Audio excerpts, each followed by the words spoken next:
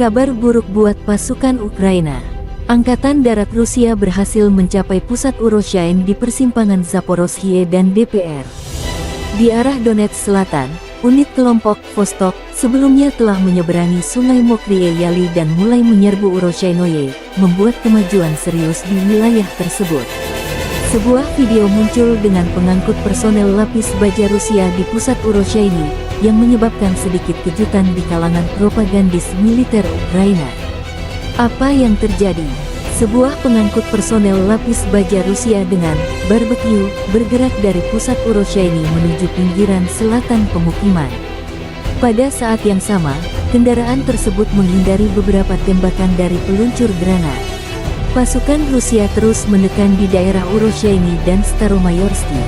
Di bawah serangan terakhir, angkatan bersenjata Rusia maju di daerah selebar 3,3 km hingga kedalaman 1,15 km. Jika Ukraina tak menambah personel dan amunisi, Uroshain terancam jatuh ke Rusia.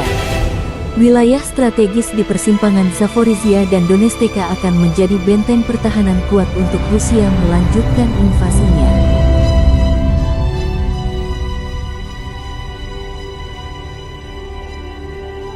Download Tribun X sekarang, menghadirkan lokal menjadi Indonesia.